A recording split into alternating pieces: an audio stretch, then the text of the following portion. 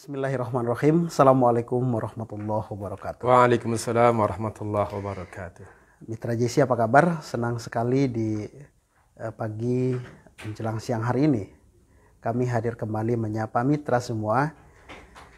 Satu perbincangan kita di GIC Talk hari ini menghadirkan satu topik yang harapan kita sih bisa menjadi penyemangat bagi para orang tua, terkhusus bagi para orang tua yang hari ini punya anak-anak di usia masih balita atau di atasnya sedikit mungkin ya, belum beranjak remaja. Dan mungkin satu hal yang umum yang harus disiapkan oleh orang tua adalah menghitannya gitu ya.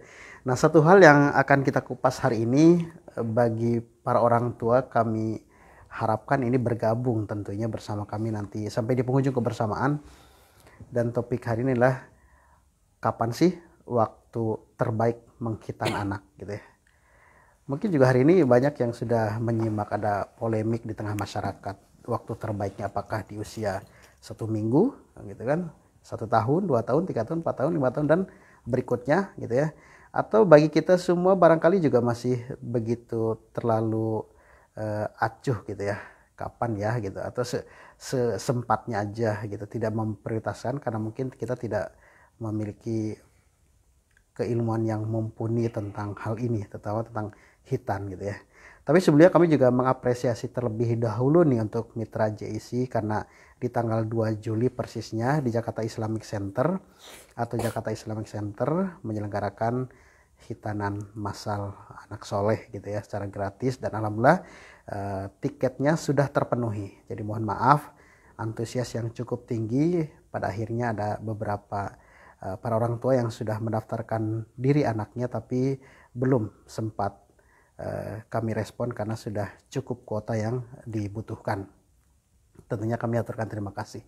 Nah, perpanjangan dari waktu hitan dari salah satu subdivisi yang menyelenggarakannya di Jakarta Islamic Center, alhamdulillah juga sudah hadir bersama kita Syekh Dr. Marhadi Mohayer LCMA, yang insya Allah beliau akan banyak memberikan informasi baik kita tentang bagaimana Islam memandang tentang khitan ini, baik secara waktu terbaiknya menurut Islam yang sudah diajarkan oleh Rasulullah SAW, dan yang kedua adalah secara teknis juga akan, karena semakin canggih secara teknis alat untuk khitan ini juga kita ingin berikan sebuah pemahaman untuk para orang tua. Terima kasih yang sudah bergabung. Mari kita akan langsung diskusi dengan Dr. Marhadi. Kita sapa terlebih dahulu. Assalamualaikum, Dr. Waalaikumsalam warahmatullahi wabarakatuh. Gimana? Kabar baik? Alhamdulillah sehat. Iya. Bil'afiyah. Terima kasih. Terima kasih sudah hadir di studio. Sama-sama. Terima kasih. Jazakumullah ahsanal jaza atas juhud yang dilakukan oleh bidang informasi dan komunikasi Jakarta Islamic Center. Amin. Radio JIC ini. Radio JIC dan JIC TV sekarang, Ustaz. Ya, alhamdulillah JIC TV. Iya. Barakallah, barakallah. Oke, baik. Dok, kita kan banyak nih merespon dari apa yang menjadi sebuah pemahaman atau sama sekali belum menjadi sebuah pemahaman prioritas bagi para orang tua terkait hitan. Tapi kalau kita melihat animo yang disuguhkan kepada masyarakat, mungkin terus di lingkungan Jakarta Islamic Center ya, begitu cukup tinggi. Nah, pada akhirnya kita ingin memberikan sebuah pembekalan bagi para orang tua, baik yang masih abai tentang hitan anak atau sebaliknya yang cukup agresif sehingga apa yang dia tangkap harusnya di usia sekian minggu atau sekian bulan atau tahun-tahun berikutnya gitu ya. Jadi kita akan memberikan sebuah pemahaman. Mungkin hal utama yang ingin disampaikan seperti apa, Ustaz? Silakan. Jadi hitan itu hukumnya bagi kaum muslimin adalah wajib bagi yang pria. Karena wajib bagi yang lelaki, yang lelaki. Ada hadis menyebutkan khitan sunnatun lirijal wa makramatun linnisa. Ulama mengatakan bahwa khitan itu wajib ala rijal. Khitan itu bagi kaum lelaki itu hukumnya wajib. Dan bagi kaum perempuan itu suatu kemuliaan. Nah, kemuliaan ini menurut ulama hukumnya adalah sunnah, tapi sangat dianjurkan. Karena Nabi memerintahkan baik lelaki maupun perempuan untuk dikhitan. Hanya saja kalau perempuan kata Nabi jangan dihabisin gitu. La tanhaki. Jadi mohon maaf bahasa kedokterannya itu klitorisnya itu tidak semuanya dipotong, tetapi hanya seperempatnya saja atau setengahnya saja gitu. Seperempat mungkin lebih utama. Jadi bahasa kedokteran kan sirkumsisi. Kalau lelaki itu adalah kulupnya, kalau perempuan bagian tertentu dari alat genital perempuan tersebut. Dan hukumnya adalah tadi ya wajib bagi lelaki dan sangat diutamakan bagi perempuan. Oke. Yang pertama nih saya jadi dan wajib itu secara medis pun sangat dianjurkan ya, sangat dianjurkan. Kan dalam penelitian di banyak universitas, diantaranya adalah Universitas Turki ya, Enzirkan University itu pada tahun 2014 mengklasifikasikan beberapa bayi dari usia tertentu sampai usia tertentu. Universitas ini menegaskan bahwa khitan di masa kecil itu lebih baik. Karena kalau semakin besar ada beberapa kasus anak itu yang kulupnya itu lengket gitu.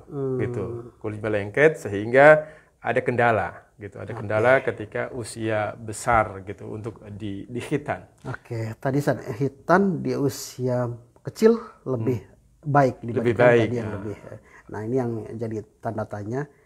Dan utamanya di usia berapaan? Baiknya baiknya ini sebelum balik.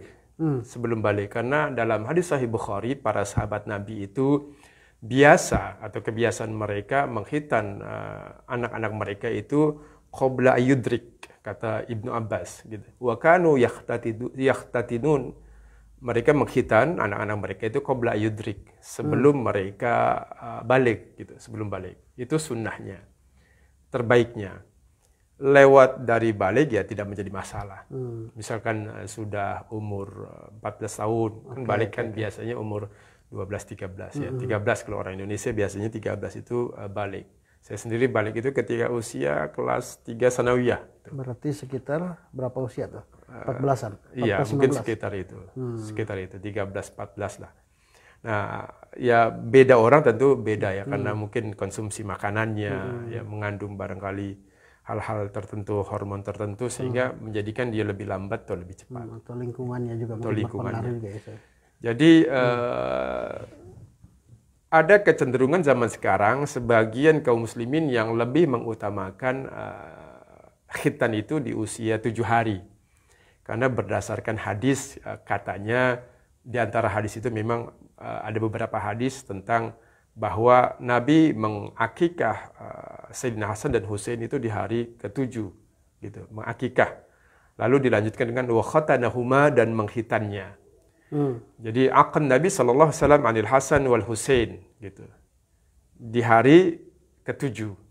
Nah, hadis-hadis ternyata setelah diteliti oleh para ulama hadis, di antaranya adalah Profesor Dr. Abdul Bar Ridho. Beliau adalah profesor doktor di salah satu universitas di Aljazair dan pakar hadis, bahwa semua hadis-hadis yang berbicara tentang penentuan waktu khitan di hari ke-7 itu hadisnya dhaif dan munkar. Jadi nggak ada yang sahih. Hingga para imam-imam mazhab seperti Imam Malik, Imam Ahmad bin Hanbal, Imam Abu Hanifah itu memakruhkan untuk dikhitan di hari ke-7 ketika bayi masih sangat lemah, masih sangat kecil gitu. Nah, khawatir bayi itu tidak kuat gitu. Maka selain kondisi bayi juga lemah dan hadisnya juga dhaif, yang ketiga kata para ulama itu tasyabuh bil yahud, itu adalah tasyabuh, menyerupai tradisi dan kebiasaan ibadah dalam ibadah ini ya, bukan ibadah mahdhah. Ibadah mahdhah itu ibadah yang sepintas seperti sholat, puasa, haji. Ini sunatnya juga ibadah, tapi ghairu mahdhah. Nah, ini kebiasaan Yahudi itu, jadi khitan itu juga tradisi dan kebiasaan agama-agama samawi ya. Seperti Nabi Isa dikhitan, Nabi Musa dikhitan. Dan menariknya lagi, bahwa para nabi ini ada sedikitnya 15 nabi yang dikhitan, dilahir sudah keadaan khitan. Gitu. Termasuk Nabi kita Muhammad SAW itu terlahir dalam keadaan khitan. Karena seluruh hadis memang rata-rata ketika berbicara tentang Nabi usia kecil itu banyak yang dhaif gitu. Namun demikian, banyak ulama mengatakan bahwa Nabi seperti hadis riwayat Imam Tabrani bahwa min karamati 'ala Allah, di antara hal yang Allah muliakan terhadap diriku itu aku sudah dihitan. Ketika aku dilahirkan sudah terhitan dan tidak ada orang yang melihat sawati, melihat auratku. Jadi Nabi kita itu terlahir dalam keadaan khitan, itu diyakini oleh banyak para ulama. Meskipun ada sebagian ulama mengatakan Nabi dihitan itu ketika masih kecil oleh pamannya gitu. Ketika beliau sesuai tradisi bangsa Arab. Namun demikian sangat terbuka kemungkinan dan beberapa hadis menegaskan Nabi dihitan Allah yang menghitannya, malaikat yang menghitannya. Jadi ketika dilahirkan, Nabi sudah dalam keadaan dihitan. Banyak kita menyebutkan begitu. Seperti Al-Burda maupun yang lainnya. Wallahu a'lam. Artinya ini adalah karena para nabi sudah terhitan dalam keadaan terlahir itu bukan cuma Nabi Muhammad. Nabi Adam sudah terhitan. Tadi berapa? 15 nabi? 15 nabi sedikitnya dari riwayat yang sampai kepada kita, diantaranya adalah apa yang disampaikan oleh Syekh Sulaiman Al-Bujairami ya, dalam kitabnya disebutkan wa wulida minal anbiya makhtunan 15 nabiyyan, dan ada di antara nabi-nabi itu sedikitnya dari 15 nabi yang terlahir sudah dihitan. Nabi Adam, Nabi Sith ya, anaknya beliau, lalu Nuh, Hud, Saleh, Nabi Idris tidak disebutkan. Termasuk Nabi Musa, termasuk Nabi Isa, dan Nabi kita Muhammad sallallahu alaihi wasallam itu dilahirkan dalam keadaan sudah dihitan. Dan itu fadlun minallah, keutamaan dan kemuliaan dari Allah Subhanahu wa taala. Sebagai salah satu bisa dikatakanlah keistimewaan. Oke, baik. Kita yang bisa kita tangkap, ayah dan bunda yang saat ini sedang mengikuti siaran kita, kalau kita ingat di awal tadi yang beliau sampaikan bahwa laki-laki adalah wajib, ya Ustaz, dan perempuan sunnah yang diutamakan. Sangat diutamakan. Dan secara waktu tadi bahwa yang kita tangkap mungkin ayah dan bunda pernah mendengarnya di selintas di beberapa kesempatan, mungkin bahwa di usia 7 hari atau 1 minggu dihitan, secara hadis telah doif dan mitra JIC kita akan ikuti kembali. Bukan hanya dhaif, munkar. Munkar dan makruh tadi saja. Dan ulama memakruhkan. Imam Dan Malik tidak menyukai itu karena itu sebagai tasabuh bil Yahud. Dan berujung pada petasabuh tadi saja. Iya. Gitu. Juga kondisi kesehatan bayi yang masih sangat lemah. Baik. Oh iya Ustaz, kita juga akan terus berikan kesempatan nih bagi mitra, bagi ayah dan bunda yang hari ini yang sedang mengikuti siaran kita, yang gabung lewat Instagram, live Instagram kami, silakan menyapa. Mungkin ada beberapa pertanyaan ya terkait dengan rencana kita menghitan atau yang sudah menghitan, atau mungkin ada beberapa hal yang berkaitan dengan khitan ini, silakan bergabung bersama kami. Tentunya Saudara Hadi, kita juga sambil diskusi akan sambil juga merespon pertanyaan-pertanyaan dari mitra JIC. Boleh langsung saja ya. Ya, mungkin dari pertanyaan ini semakin berkembang diskusi kita. Dari Umi Adin mau tanya, Ustaz, rencananya anak saya mau dihitan pada usia 5 tahun. Nah, bagaimana cara membujuk anak agar mau dihitan? Karena ini pengalaman pertama saya menghitan anak pertama. Ini terkait bujuk membujuk nih, saya mungkin punya pengalaman. Anak itu suka dengan apa ya, sesuatu yang stimulus reward, ya reward. Nah, biasanya tidak jauh dari itu. Ya, biasa anak pertama kecenderungan sifat anak itu senang dipuji. Jadi orang yang suka dengan pujian sebenarnya lebih ke kanak-kanakan. Jadi segala menyukai pujian-pujian dari orang lain itu sebenarnya sifat-sifat kekanakan. Karena kita mestinya ada pujian dan tidak ada pujian sama saja. Jadi bagi anak ini tentu bagaimana caranya, ya kepandaian ibu mendekati, ya, diantaranya, nah nanti kalau kamu dihitan mau dibeliin apa gitu kan. Nah, itu sah-sah saja dan boleh. Baik ya, baik. Karena anak usia 5 tahun ini kan dia belum pandai berpikir ya, dan harus penuh dengan kasih sayang gitu kan. Karena dia bukan rasionya yang berkembang. Makanya dalam fikih kita, anak kecil itu dalam hukum jual beli itu tidak sah gitu. Sebetulnya ini dalam skala ini ya, dalam transaksi yang besar, kalau cuma mainan ini dimaklumi itu sesuai tradisi, kebiasaan. Misalkan anak usia 5 tahun beli permen, tapi dalam hal-hal yang serius, dalam hal-hal yang misalkan kontrak rumah atau industri atau pekerjaan apa, itu mesti dia dapat berpikir dengan baik. Ya, helm lah, dalam bahasa agama itu dia bisa orang yang sudah bisa membedakan antara yang baik dan benar gitu. Jadi itu translate. Maka anak kecil ini tentu didekati dengan, karena dia berpikirnya itu dengan kemauan dia, ya, dengan bahasanya itu ego lah, emosi dia gitu. Kita dekati dengan cara itu, kita penuhi selagi tidak membahayakan apa yang dia inginkan. Karena anak ini ketika menginginkan sesuatu kan tentu diukur, apakah sudah cocok untuk dirinya atau tidak. Maka ya tadi itu. Bagaimana caranya? Ya memberikan sesuatu yang dia inginkan. Hadiahnya yang pas, yang selera dia mau, sejauh ini ya. Dan tentu orang tua mengawal gitu. Artinya ini keinginannya berbahaya enggak buat anak. Jangan dia menginginkan. Tidak yang membahagiakan ya, tidak membahayakan. Tidak membahagiakan. Seperti tidak itu. Gitu. Ya. Jadi didekati. Oke, jadi Bu Umi tadi boleh. Nah, secara usia tadi 5 tahun. Apakah itu 5 tahun sudah masuk kategori usia yang ya itu sudah masuk, sudah masuk, cukup ya, dia sudah kuat badannya. Jadi jangan ketika dia sakit tentunya ya, ketika dia sedang sehat gitu kan, atau kondisi normal lah gitu. Dan itu sunnah. Jadi sunnah, kapan waktu sunnahnya itu? Sebelum balik, sebelum akhil balik, jadi sebelum usia 13 tahun lah. Okay. Gitu. Boleh usia 7 tahun gitu. Banyak sahabat juga yang atau beberapa ulama menganjurkan di usia 7 tahun gitu untuk khitan ini. Ada yang kalau di dalam sejarah kan disebutkan bahwa Nabiullah Ismail, anaknya Nabiullah Ibrahim itu dihitan di usia 13 tahun. Dan Nabiullah Ishaq di usia 7 tahun. Berarti ini sunnah para nabi. Boleh di usia 7 tahun, boleh di usia 13 tahun. Dan balik itu memang kan di usia tadi kita sebutkan 13 tahun itu, 13-14 itu balik. Nah sebaiknya sebelum itu, karena makin ke sana saya khawatir ntar kayak Nabi Ibrahim pakai kapak gitu kan. Dan itu jadi alat jadinya kan. Nah ini. Iya, tapi insya Allah ya, iya. Alat apapun kayaknya hari ini canggih alat semakin terus. Benar-benar. Oke, itu Umi secara waktu udah boleh dan kami doakan benar-benar lancar ya, dan anak dengan hadiah yang diberikan menjadi penyemangat bagi dia dan siap untuk dihitan. Dan juga ini barangkali ya, dengan dibandingkan dengan kalau ada temannya misalkan, teman kamu atau anak sekolah kamu sudah dihitan, adik kapan gitu kan.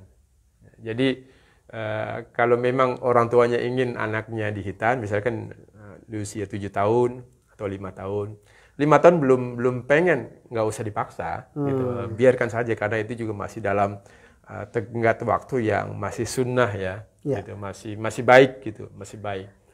Boleh ketika di SD atau awal SMP, gitu. Awal SMP kan masih usia belasan tahun, itu boleh. Jadi jangan dipaksa. Dan kalaupun orang tua ingin, ya bagaimana biar anaknya ingin, ya dicari contoh-contoh kawan-kawannya, sehingga dia merasa, oh ternyata teman-temannya udah pada disunat. Gitu. Sehingga lebih siap ya? Iya, sehingga lebih siap secara psikologi. Jadi bukan hanya dia sendiri gitu. Iya ya. Gitu. Tapi memang ada juga kita menemukan masa di mana anak yang siap ya. Kadang kita orang tua yang belum siap. Kita juga sebaliknya, kita sebagai orang tua udah siap banget, anak yang belum siap. Iya. Dan yang menariknya, kalau dulu zaman saya hitan itu lewat bengkong ya, betul. Dan tidak disuntik dan dijahit, itu lebih enak sebetulnya. Tidak merasa sakit. Lebih cepat prosesnya. Prosesnya, hanya dikasih serbuk sulfatilamid gitu kan, dan itu kan antibakteri. Tapi sekarang memang saya melihat anak saya di hitan itu, udah 2 anak saya punya 4 anak itu, 2 di hitan, semuanya kan laki. Itu saya kasihan. Kenapa? Karena justru dengan jahit itu menjadi tambah sakit sebetulnya. Karena ketika daging ketusuk jarum, memang nggak sakit, tapi bekasnya nanti itu nyernyuran. Kemudian ya. Iya, 3 jam kemudian bisa nyernyuran. Makanya barangkali kalau saya secara pribadi bukan menganjurkan bagi anak yang mungkin tidak siap dengan jarum suntik, atau orang tua yang mungkin ingin lebih anaknya barangkali merasa tidak tersiksa, ada baiknya juga dicari yang langsung langsung Bengkong potong tadi ya? bengkong itu, atau yang tidak sakit gitu. Kalau bengkong kayaknya udah mulai agak langka sebetulnya. Iya, sangat langka, itu kebiasaan. Kalau di perkotaan kayaknya itu udah mulai keahlian tergantikan ya dengan. keahlian tertentu. Tapi kalau di kampung masih ada, Ustaz. Masih ada. Termasuk Itu lebih di praktis kampung sebetulnya saya dan masih tidak ada. sakit. Tapi ini bukan bermakna di jarum suntik itu buruk, tidak ya. Iya. Karena kan juga ada anti ininya. Cuma memang sakitnya lebih lama.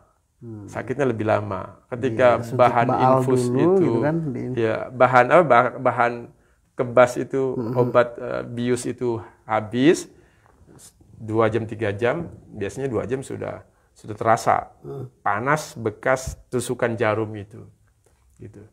Jadi kalau dibilang sunat, kadang anak-anak itu merasa dibohongin, katanya sunat nggak sakit kayak digigit semut, ini kok sakit banget. Ada nama gitu kan. Ya, mungkin itu sunat dulu ketika, karena dulu kan orang sunat pagi hari, dimandiin kan dingin, sunat. Itu saya ngerasa sendiri karena saya sunat itu Masih bengkong, Ustaz ya? Iya, saya kelas 4 SD. Itu kelas umur berapa itu? Kelas 4 SD. 4 SD, Awal kelas 4. 9 mau 10 kayaknya. Iya mungkin. Awal SD, awal kelas 4 saya disunat.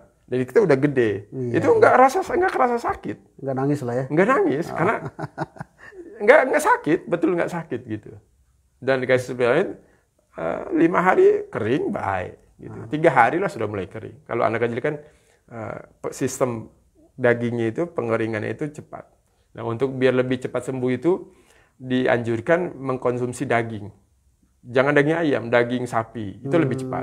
Untuk gitu. koreng, untuk daging berdarah, kulit berdarah. Itu penyembuhannya dengan makan daging, termasuk orang yang melahirkan secara sesar itu kalau makan daging lebih cepat kering. Lebih cepat kering. Jadi dia misalkan operasi itu sunat atau sesar dan semisalnya, dalam seminggu dia setiap hari makan daging ya, pagi siang sore dengan kapasitas yang lebih besar, ini lebih cepat keringnya bekas sayatan bila operasi itu. Oke. Demikian. Baik Ustaz. Kita kembali menyapa mitra JC yang bergabung lagi nih. Dari mana nih? Pak Ustadz, saya mendaftarkan anak saya untuk hitan massal di Jakarta Islamic Center katanya. Yang harus saya bawa apa sebagai orang tua? Maksudnya sebagai orang tua apa yang harus dibawa? Yang boleh mendampingi apakah kedua orang tua? Ini teknis saja.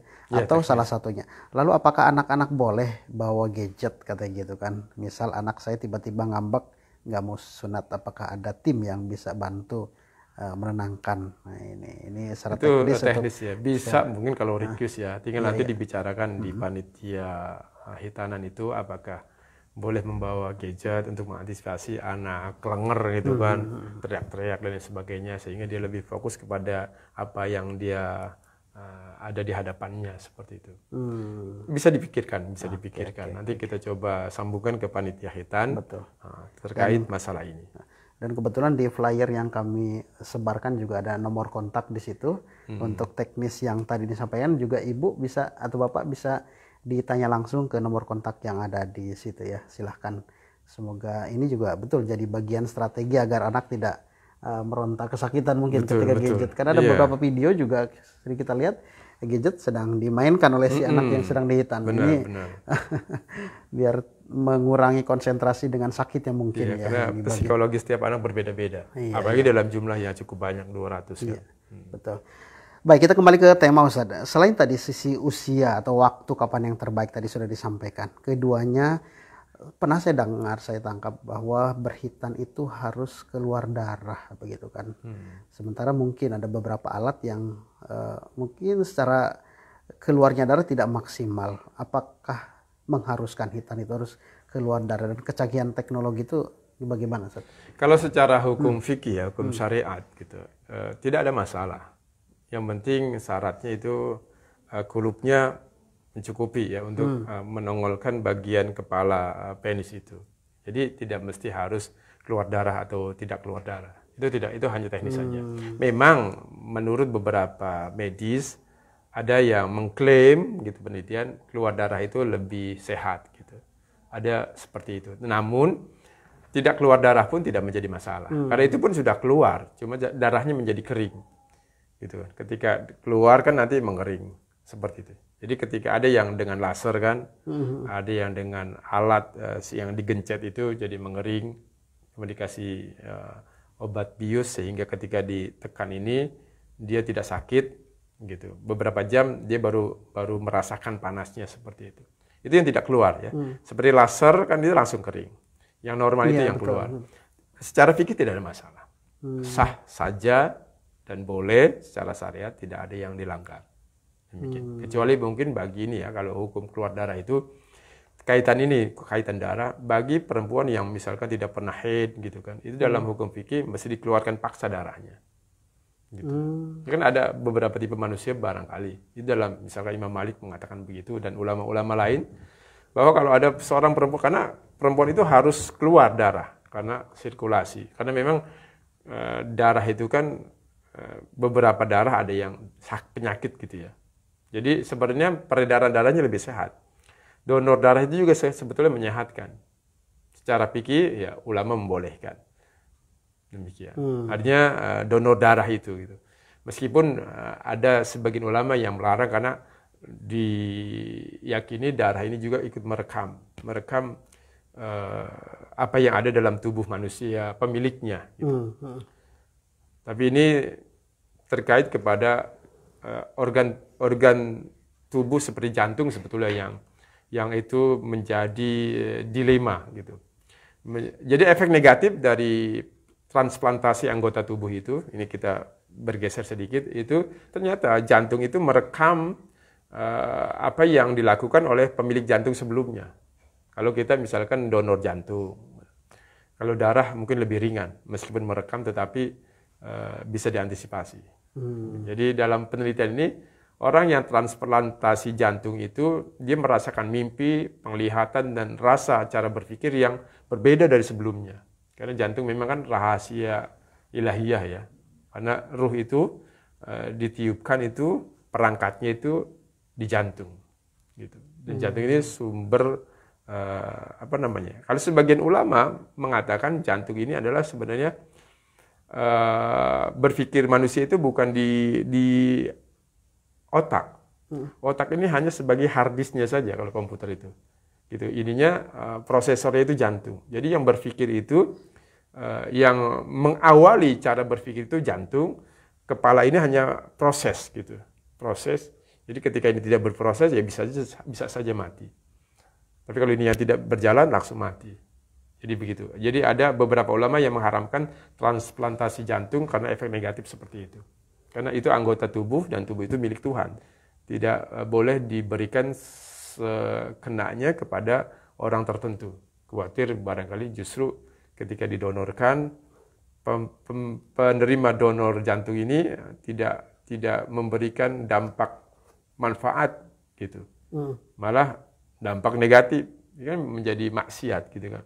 Misalkan donor jantung dia malah digunakan untuk misalkan hal-hal yang hura-hura, yang tidak bermanfaat dan lain sebagainya. Oke, baik. Ustaz, kalau tadi kita lebih bicara ke laki-laki sebenarnya lebih dituju masalah usia ya. Nah kalau perempuan, tadi kan secara hukum juga wajib dan sunnah yang diharuskan. Kalau perempuan, ini waktu yang terbaik nih dihitan. Ya, di usia yang sama atau seperti apa? Ya, di bayi, saat bayi. Saat bayi kalau yang perempuan. Saat bayi dan tidak mesti hari ke-7 itu. Karena selain hadisnya tadi dhaif atau munkar bahkan dan budaya Yahudi, jadi ketika bayi itu sudah mulai kuat gitu, fisiknya, gitu, bisa di usia 1 tahun, gitu. Rata-rata kita begitu, ya di sekitar 1 tahun karena dia sudah agak kokoh tubuhnya. Meskipun juga tidak ada larangan di hari ke-7 ketika bayi itu sudah baik laki maupun perempuan ya. Cuma kalau lelaki, Imam Malik memakruhkan itu, Imam Abu Hanifah memakruhkan itu. Lebih tegas menjelaskan bagi laki-laki. Penjelasan bagi laki. Dan perempuan juga dikhitan.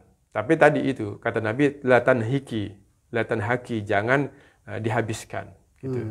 Jangan dihabiskan di dalam memotong bagian yang dihitan itu. Jadi seperempatnya lah atau setengahnya. Itu pun udah cukup banyak, setengahnya lah paling maksimal. Jangan sampai habis sampai ke akarnya.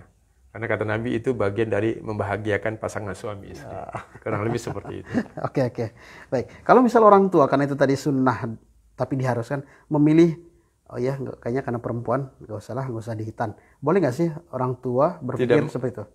Boleh, tidak ada masalah. Okay. Secara hukum tidak ada dosa ya. Hanya saja ini juga menjadi kebijakan Al-Azhar ya, Universitas Al-Azhar. Tetapi sebaiknya, karena kalimat makromah ini, kemuliaan itu sebenarnya kepada sunnah yang sangat dianjurkan. Gitu. Bagaimana sih Nabi menganjurkan, memerintahkan, kita tidak melaksanakan. Jadi seakan berlawanan. Dan itu menurut beberapa ulama untuk mentakhfid, lebih meminimalisir sifat syahwatnya yang mungkin beberapa jenis perempuan kan ada yang libidonya besar gitu kan.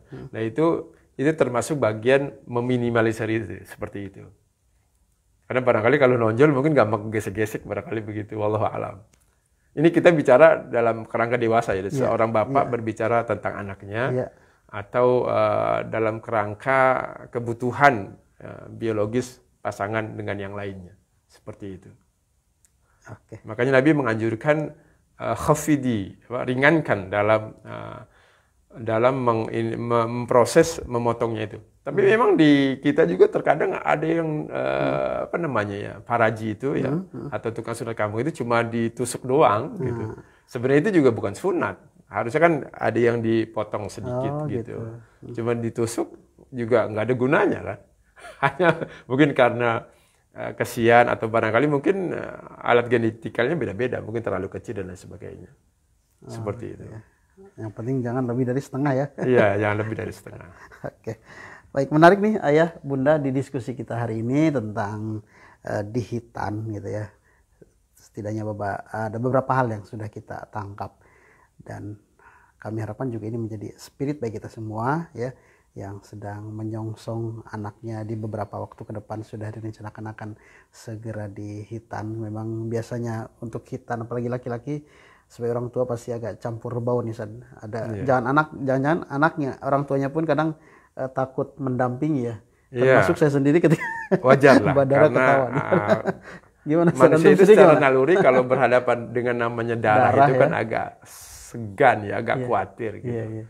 Apalagi anak juga histeria, nangis gitu kan. Seorang bapak ketika mendengar suara anaknya teriak-teriak, ini ada apa gitu kan. Makanya sekarang PR Ustadz bagaimana menterapi kami yang agak takut ketika melihat anaknya dihitan ini, biar kami secara mental siap gitu. Gimana Ustadz nih? Kalau tadi kan anaknya nih, kadang orang tua yang gugup makin gugup buat si anak yang mau dihitannya, bagaimana? Ya diyakini saja bahwa proses hitannya itu baik, karena di situ kan sudah lengkap obat biusnya, gitu. Tidak mungkin dokter menyiksanya kan, gitu kan. Artinya semena-mena, karena itu juga ada tata caranya, ada adabnya ya, ada takaran-takarannya gitu.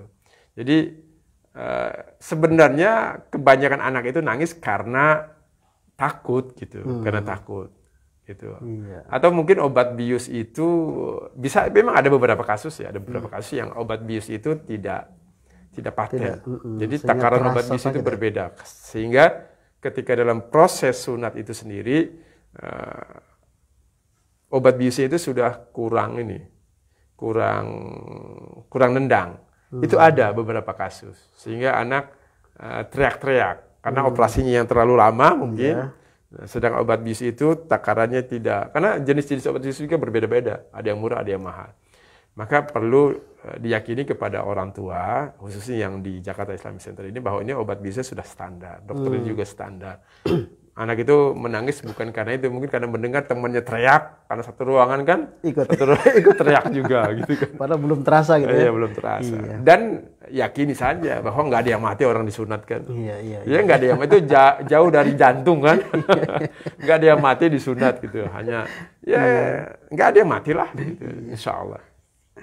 Memang ayah bunda kita punya kisah yang berbeda-beda ya saat menghitankan. Mungkin ada lebih dari satu anak yang dihitan, ada kisahnya ke satu seperti itu gitu kan, takutnya yang kedua justru berbeda lagi, lebih berani.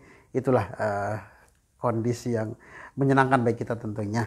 Nah setelah dihitan kan ada orang tua yang akhirnya, nah kamu harus makin rajin ibadah nih karena sudah dihitan. Nah apa yang benteng kuat apa yang harus siapkan oleh orang tua setelah anaknya dihitan biar oh iya ibadah mereka sudah harus kuat. Apakah betul sisi hitan itu start awal bagi anak supaya kembali punya kewajiban dihitan bagi ibadah? Ya memang secara aksi ya itu start awal ya di dalam menjalankan syariat. Karena hitan sendiri itu kan adalah ajaran Islam, ya ajaran agama kita. Meskipun agama lain juga ada yang dihitan ya, Kristen, Yahudi. Karena memang agama Samawi ini memerintahkan untuk hitan. Jadi memang itu start awal. Hanya saja kalau habis sunat langsung harus disuruh ibadah ya enggak juga. Karena alam anak-anak kan itu adalah alam bermain ya, alam bermain. Ya diajarkan saja cara ibadah ya yang baik. Tentu ya jangan hanya nyuruh ya. Nyuruh sholat lalu orang tuanya nggak sholat kan juga teladan yang penting. Iya. Jadi kalau sebenarnya kalau mendidik anak itu simple ya, tidak nyuruh pun sebenarnya nggak masalah, asalkan kita mencontohkan. Itu sebenarnya jalan terbaik. Anak itu melihat orang tua dengan orang tua sholat, sebenarnya kita nyuruh anak untuk sholat, gitu. Kita pergi ke masjid, menyuruh anak untuk pergi ke masjid, gitu. Jadi itu sebenarnya simpelnya begitu. Itu lebih masuk sebetulnya ketimbang kita nyuruh, apalagi sampai marah-marah, itu nggak masuk. Anak itu tidak suka mendengar kalimat marah itu, anak-anak itu apa ya beda di telinga mereka, karena dia tidak bisa berpikir. Dalam pikirannya orang tuanya marah, gitu. Kenapa marah? Dia nggak tahu sebabnya, gitu. Nggak jalan di otak dia bahwa ini wajib, ini haram. Itu bukan ranah pikirannya, bukan masanya. Gitu. Anak sampai 7 tahun itu kata Nabi makanya itu hanya diajak saja, gitu, diperintahkan disuruh, gitu. Untuk sholat misalkan. Nah, ketika dia balik nggak sholat, maka baru kita ada upaya yang lebih tegas sedikit. Gitu. Jadi memukulnya pun bukan pukul kepada tempat-tempat yang memberikan bekas tentunya kan. Ya, bagaimana sih memukul mendidik gitu kan? Sebenarnya bukan memukulnya yang diutamakan. Ini adalah itu ketika sudah dewasa mungkin karena tahapan-tahapan yang dijalani kalau sudah jalan itu nggak perlu dipukul. Makanya pendidikan yang terbaik adalah memberikan contoh bukan memerintahkan seperti itu. Misalkan, nah coba nonton TV, orang tuanya nonton TV ya nggak bisa. Gitu. Ketika nyuruh belajar tapi orang tuanya justru anak pengen nonton TV dilarang, orang tuanya nonton TV ya ini juga sulit gitu. Nanti dalam kesan anak itu tentang orang tuanya ini orang tua bagaimana gitu kan. Otoriter, orang tua yang tidak memberikan contoh dan lain sebagainya. Demikian. Oke. Baik, Ustaz, kita sudah di penghujung kebersamaan menemani Mitra JC di topik bahasan tentang hitan, kapan waktu terbaik. Ada beberapa poin yang tadi sudah disampaikan oleh Dr. Marhadi Muhayyar LCMA terkait tema ini. Terima kasih sebelumnya untuk Mitra dan sesudahnya yang sudah bergabung. Nah sebelum pamit Ustaz, mungkin ada beberapa hal yang ingin disampaikan seputar tema ini. Jadi kembali kepada pembahasan di awal tadi yang cukup penting untuk kita kupas kembali atau sampaikan ulang adalah tidak benar kalau pelaksanaan khitan itu harus di hari ke-7 setelah kelahiran. Jadi di usia bayi 7 tahun bersama dengan akikah. Itu tidak benar kalau harus ya atau wajib atau mengklaim itu yang sunnah gitu. Itu tidak benar. Kenapa? Pertama yang tadi kita sebut dan kita ringkas adalah hadis itu hadis dhaif dan munkar. Yang kedua itu tasabbuh dengan Yahudi gitu. Yang ketiga bayi masih sangat lemah. Yang keempat para ulama tidak menganjurkan itu. Memakruhkan itu. Tidak, makruh itu kan dibenci, tidak disukai. Imam Malik mengatakan begitu dan para ulama termasuk Hasan al-Basri dan yang lainnya menegaskan bahwa jangan dipaksakan atau mengklaim khitan di hari ke-7 kelahiran itu sebagai sunnah itu menurut para ulama itu sesuatu yang keliru. Sunnahnya itu adalah imtidadul waktu, perantaran waktu dari kecil, dari bayi sudah kuat untuk dikhitan sampai sebelum balik, itu yang sunnah. Jadi panjang waktunya. Boleh di usia 7 tahun seperti Nabi Ishak, boleh di usia 13 tahun seperti Nabiullah Ismail alaihissalam. Atau kebiasaan para sahabat Nabi, sebelum balik mereka dikhitan. Seperti Ibnu Abbas itu dikhitan di beberapa tahun sebelum balik. Ya, di sekitar usia 12 tahun. Ibnu Abbas. Dan mereka, kata Ibnu Abbas, biasa menghitan anak-anak mereka di usia itu. Makanya di Indonesia sendiri, hitan itu di anak-anak SD. Gitu. Dan itu sudah sejalan dengan agama kita.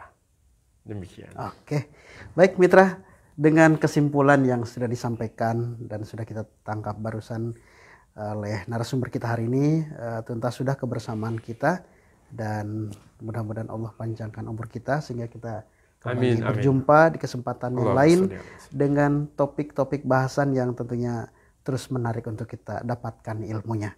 Dan kami juga haturkan terima kasih yang sudah bergabung di acara Hitanan Massal Jakarta Islamic Center tanggal 2 Juli 2022, dan kami juga memberikan kesempatan bagi Anda untuk terus berbesar hati. Kalau Anda belum punya kesempatan di tahun ini, semoga di tahun depan kami kembali dapat melaksanakan kegiatan tersebut sehingga Anda bisa menjadi bagian. Kalaupun tidak, mudah-mudahan Allah mampukan sehingga ayah dan bunda bisa dengan mandiri menghitankan anaknya ke dokter terdekat tentunya ya.